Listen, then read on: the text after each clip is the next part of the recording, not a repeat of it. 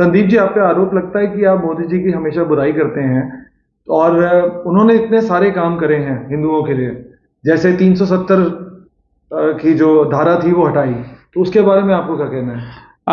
ये आरोप निराधार है कि मैं मोदी जी की हमेशा बुराई करता हूँ। मोदी जी पे पहला किताब लिखने वाला पक्ष में मैं ही पत्रकार हूँ और मैंने 2019-20 तक उनको सपोर्ट किया है। लेकिन उसके बाद जब उन्होंने काशी विध्वंस किए, बंगाल में हिंदुओं को मरता छोड़ा, तो वहाँ से मुझे लगा कि ये आदमी हिंदुओं के लिए है भी या नहीं है, और थोड़ा और डीप रिसर्च करता हूँ। तो आप जैसे हिंदू, आप पे वो आरोप लगता है कि आपको उन्होंने 370 दिए जी। एक तो पहली बात है कि 370 में हिंदू क्या है, पहली बात है, वो तो एक संवैधानिक प्रावधान था, लेकिन चलो इन्होंने हटा दिए। तो 370 हटाने के बाद क्या अनुज दीवान वहां जमीन ले सकते हैं? और 370 हटाने से पहले क्या ले सकते थे? स्थिति में कोई बदलाव नहीं है। 370 हटाने के बाद उसी इस्लामिक ताकतों के पक्ष में उन्होंने सरेंडर करते हुए उसको बैक एंट्री, यानी कहते हैं ना कि नाक हमने घुमा के पकड़ा, वो किया उन्होंने। और उन्होंने इसमें एक दो चीजें इंट्रोड्यूस की। पहला, डोमिसाइल लॉ इंट्रोड्यूस कर लिया कि वहां नौकरी आदि वही पा सकता है जो कश्मीर में 15 साल रहा हो। यानी जो लोग बाहर से हैं, हिंदू हैं, वो जा नहीं सकते, उनको जॉब नहीं मिल सकता, वहां 15 साल आपको रहना पड़ेगा। डोमिसाइल लॉ लागू किया। फिर वहां लैंड वैंड खरीदने के लिए वो ले सकते हैं जिनके पास एग्रीकल्चर का सर्टिफिकेट हो। अब जब आपके पास एग्रीकल्चर सर्टिफिकेट होगा तो ही लैंड ले पाओगे, यानी हम यहां से जाएं तो नहीं ले सकते। तो बैक डोर से उन्होंने पुनः 370 को और ही गंदे तरीके से लागू कर दिया। बाहर तो उन्होंने शोर मचाया। अब इसका जो है उसका परिणाम आप देखो कि जो सरकारी नौकरी के लोग कश्मीर में भेजे गए इनके द्वारा, मतलब केंद्र के द्वारा, उन लोगों को चिन्हित करके टारगेट किलिंग करके मारा गया। ये दुनिया को ये दिखाना चाहते थे कि कश्मीर में सब ठीक है, हिंदू बस रहे हैं। हिंदू कोई नहीं बस रहा, क्योंकि इन्होंने बैकडोर से 370 लगा दिया। तो उन सबको नौकरी में भेजा। अब उनको टारगेट करके 2022 में 19 हिंदू को मारा गया। 2023 में 2 और मर चुके, 21 हिंदू को टारगेट करके मारा गया। 2003 के बाद सबसे बड़ा हिंदू नरसंहार कश्मीर घाटी में हुआ है तो नरेंद्र मोदी के शासन में हुआ है। 2003 में नदीमर्ग नरसंहार हुआ था, 24 हिंदू मरे थे, वाजपेयी जी का शासन था। उसके बाद हिंदू में सबसे बड़ा कत्लेआम हिंदुओं का वो मोदी के शासन में हुआ है, 2022-2023। तो उन लोगों ने जब प्रदर्शन किया कि हमको आप टारगेट करके मारा जा रहा है, हमारा ट्रांसफर कर दीजिए, तो इन लोगों ने उनकी सैलरी रोक दी, उनके बच्चों को दाने दाने को मोहताज कर दिया, इसलिए इनको प्रदर्शन छोड़ना पड़ा। एलजी ने कहा कि आतंकवाद को किसी धर्म से मत जोड़िए। तो कश्मीर में आज भी हिंदू नहीं बच सकता, ये स्थिति है। डोमिसाइल एक्ट और एग्रीकल्चर जो सर्टिफिकेट लगाकर इन्होंने इस्लामिक ताकतों को मजबूत किया है, न कि 370 हटाने का फायदा पूरे भारत या हिंदू समाज को दिया है। तो ये जो ढोल पीट रहे हैं, ये पूरी तरह से अधूरा ढोल है। इनके जो लोग चापलूस हैं मीडिया में हो या सोशल मीडिया में, वो ये ढोल पीट रहे हैं। फैक्ट कुछ और है, फिक्शन फैलाया जा रहा है। चलिए मान लेते हैं कि 370 में गड़बड़ है, मगर राम मंदिर तो बनवाया मोदी जी ने। जब उनकी इतने सालों से केस चल रहा है, करीब 150 साल हो गए, पर जब मोदी जी आए तभी राम मंदिर का केस क्लियर हुआ और हिंदुओं की जीत हुई। मतलब ये मुझे कई बार ना हंसी आती है कि सरदार पटेल की तरह क्या इन्होंने अध्यादेश लाए थे। सोमनाथ मंदिर को सरदार पटेल ने अध्यादेश, अपने प्राइम मिनिस्टर के विरुद्ध, नेहरू नहीं चाहते थे, अध्यादेश लाके, तो क्या मोदी ने अध्यादेश लाके किया? सरकार सुप्रीम कोर्ट के फैसले को अपने नाम वो कर रहे हैं। आप उसके 2-3 पॉइंट्स देखिए। सुप्रीम कोर्ट ने उसी फैसले को कंटिन्यू किया है जो 2010 में इलाहाबाद हाई कोर्ट ने दिया था। तो क्या आप ये कहेंगे अनुज कि 2010 में सोनिया और मनमोहन ने राम मंदिर पे फैसले दिलवाए? ये कोई हिंदू कहेगा? अभी वो नहीं कहेगा। इतना बड़ा पाखंड आ गया हिंदू समाज में। 2010 का इलाहाबाद का फैसला यही फैसला है। वो जो भूमि है 2.5 एकड़ वो हिंदुओं को ही मिली थी, साथ में जो बाकी के लैंड है उसको बांट दिए गए थे अन्य मुस्लिम वर्ग के लिए। उसकी जगह 5 एकड़ जमीन सुप्रीम कोर्ट ने जो राम मंदिर पर दिया है, 5 एकड़ जमीन मुस्लिम पक्ष को दे दिया है। तो क्या मोदी जी ये क्लेम करेंगे कि वो 5 एकड़ मुस्लिम पक्ष को अयोध्या में जमीन इन्होंने दिलवाए? आधा अधूरा तो नहीं चल सकता ना। आप अयोध्या पे दावा करोगे और 5 एकड़ पे, अयोध्या राम की भूमि पे 5 एकड़, उस 2.5 के बदले 5 एकड़, जो तब इलाहाबाद हाईकोर्ट के फैसले में नहीं था, उसको क्या मोदी जी ने इंट्रोड्यूस किया? फिर आपको ये आरोप भी उनका मानना पड़ेगा। आरोप जो सच्चाई नंबर 3, 2019 के चुनाव के पहले, आप सर्च करना, इन्हें पे एक साथ ही सब मिल जाएगा आपको। 2019 के चुनाव से पहले ये गए थे सुप्रीम कोर्ट में, और इनको फैसले का कुछ मालूम नहीं है, ये अंधेरे में है, क्योंकि फैसला तो सुप्रीम कोर्ट ने दिया। तो ये कह रहे हैं कि ये जो जमीन है 2.5 एकड़ के अलावा जो जितने लैंड है, जिसको आप ये 2.5 एकड़ जमीन नरसिम्हा राव ने इसका नेशनलाइजेशन किया था, राष्ट्रीयकरण किया था, ये जमीन हमको दे दीजिए, इस पर हम कुछ निर्माण कराएंगे, हिंदुओं को ठगने के लिए, 19 के वोट में ठगने के लिए।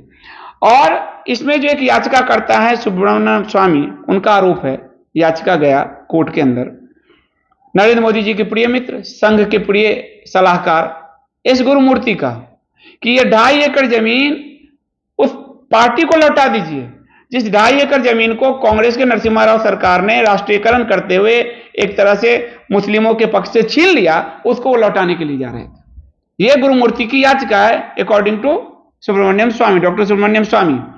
तो जो आदमी रोकने जा रहा था वो अब क्लेम कर रहा है, तो बेशर्मी ये नहीं आ सकती, ये अब किस तरह से आप कर रहे हैं इसको।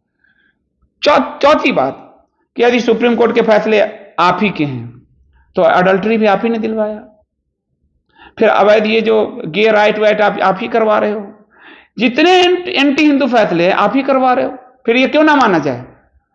तो ये सरासर गलत है। ये भारतीय जनता पार्टी और नरेंद्र मोदी जी का एक पुराना गिमिक है कि वो हर किसी के फैसले पे अपना मोहर लगा देते हैं। वो तो एमसीडी के चुनाव में भी वो देखो अपने पोस्टर लगा देते हैं। तो किसी के भी क्रेडिट को छीन लेने का प्रयास है। राम मंदिर में इनकी रत्ती भर भी भूमिका नहीं है। फिर इन्होंने एक कॉन्स्पिरेसी किया कि राम मंदिर पर अपनी भूमिका दिखाने के लिए उन्होंने उस समय के जो चीफ जस्टिस थे उनको राज्यसभा में इंट्रोड्यूस किया, ताकि राम मंदिर का हमने दिलाया ये फैसला दे सके। लेकिन इनकी मंशा गलत थी, इससे स्पष्ट होती है कि आपके पास ढंग के लॉ मिनिस्टर नहीं है, बार बार बदल रहे हो। वो आदमी जो चीफ जस्टिस बना है उसको लॉ मिनिस्टर बना दो, सुप्रीम कोर्ट के साथ बहुत सामंजस्यपूर्ण रिश्ते हो जाएंगे। वहां उसको नहीं बनाया, क्योंकि ये आदमी सिर्फ धोखा देते हैं हिंदुओं को, और ये धोखा का प्रमाण स्पष्ट है कि राम मंदिर में इनकी कोई दूर दूर तक भूमिका नहीं है। तो अगर आखिरी बात करी जाए तो काशीनाथ कॉरिडोर जो बनाया है, और ऐसे कई मंदिरों का कुछ केस भी शुरू करे हैं और निर्माण भी पुनरुद्धार किया है, वो तो हिंदुओं के विनाश का सबसे बड़ा बीज बोया है। संघ की अवधारणा है कि मूर्ति पूजा नहीं। भागवत का कहना है कि 50 साल के लिए मूर्ति छोड़ दीजिए।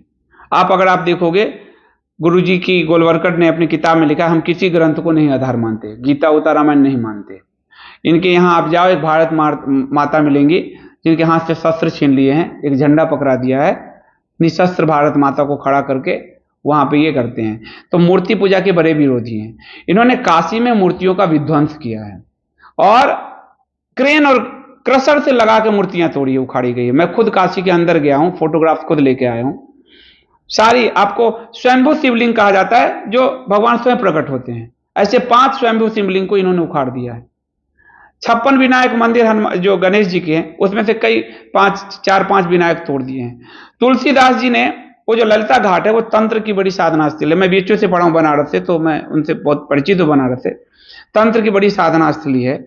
तो यहां पर तुलसीदास जी ने हनुमान मंदिर बनाया। हनुमान जी के लिए कहा जाता है भूत पिशाच निकट नहीं आवे आप, तो तंत्र को कंट्रोल रखते थे। ये हनुमान जी, एक जो गाड़ी है जो ऊपर नहीं चढ़ पा रही थी, तो हनुमान जी के मंदिर को तोड़ दिया और हनुमान जी को उठा के कचड़े में पीछे डाल दिया। तो ये तो मूर्ति के विध्वंसक हैं। आप कितने, कई 40-48 जो है आपके पौराणिक मंदिर इन्होंने तोड़े, जो स्कंद पुराण में वर्णन है। ये तो औरंगजेब नहीं कर पाया, गजनी नहीं कर पाया, जो इन्होंने किया है। इतना बड़ा विध्वंस। अक्षय वट वृक्ष किसने क्या बिगाड़ा था? अक्षय वट वृक्ष पूरा उखाड़ के फेंक दिया। और बिल्कुल आपको एक पत्थर की कंक्रीट नहीं होता, कंक्रीट को खड़ा करके काशी कॉरिडोर। और इन्होंने कहा कि भगवान भोले बाबा सांस नहीं ले पा रहे हैं, मैंने सांस दिलवाया है। इतना बड़ा अहंकार, ये भोलेनाथ को सांस दिलवा देंगे।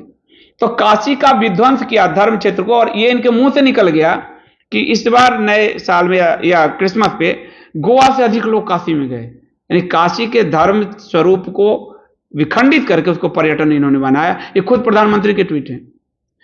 उसी तरह महाकाल में किया उन्होंने।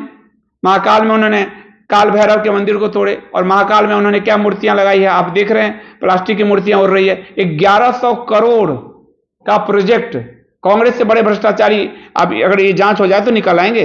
1100 करोड़ के प्रोजेक्ट और उसमें पत्थर की जगह सप्तऋषि आदि की मूर्ति उन्होंने फाइबर की लगवा दी। छोटा सा हवा का झोंका उड़ गया, ये स्थिति है। और आपके पर्यटन क्षेत्र में जब तीर्थ की जगह पर्यटन होता है तो आपने देखा होगा बुर्का नसी सब उसमें घुस रही हैं, घूम रही हैं। आपके पूरे मंदिर क्षेत्र को ये दूषित करने का काम किया गया है। पूरे देश में ये हो रहा है। बहुत तरीके के साथ हिंदू भेष में एक हिंदू नेता मंदिरों का विध्वंस कर रहा है। जो औरंगजेब, गजनी, गौड़ी, ऐबक ने सोचा था उसको ये आदमी चरितार्थ कर रहा है हिंदू भेष में। इसलिए हमारे शास्त्र कहते हैं, उदाहरण देते हैं, रामचरितमानस कहता है कालनेमी आएगा और गेरुआ वस्त्र में ही आएगा। रावण आएगा माता सीता का हरण करने, वो गेरुआ वस्त्र में ही आएगा। शत्रु सामने जब होता है, जैसे कांग्रेस हमारा सामने का शत्रु है तो सब लड़ते हैं, ये कालनेमी है। ये गेरुआ वस्त्र में आके हिंदुओं के पीठ पे छुरे घोंप रहे हैं और पूरे हिंदू धर्म का विध्वंस, मंदिरों का विध्वंस, विग्रहों का विध्वंस, पूजा परंपरा। आपने भी एक संसद का उद्घाटन देखा होगा, इसमें उन लोगों को अधिनियम से लाया गया तमिलनाडु से जो हिंदू धर्म के विरोधी थे और हमको दिखा गया गिरुआ में बैठा के जो हिंदू धर्म के विरोधी थे अधिनियम, उनको लाके ब्राह्मण विरोधी, हिंदू विरोधी, उनके सबके वो हैं। तो ये आदमी हिंदू धर्म को का पोप बन के स्नेह स्नेह उसको डिस्ट्रॉय कर रहा है। हिंदू आंख खोल लें तो ठीक है, नहीं तो बाद में पछताने के अलावा कुछ हासिल नहीं होने वाला। बहुत सारे हिंदू पूछते हैं विकल्प क्या है?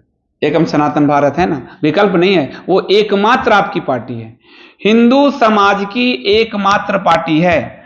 और जो ये कहा जा रहा है कि आप भाजपा का वोट काटने के लिए आए हैं, तो हमारा एक नारा है कि आपको वोट कटने की चिंता है, हमें हिंदुओं के गले कटने की चिंता है, इसलिए हम उतरे हैं मैदान में। तो ये एकमात्र हिंदू पार्टी है।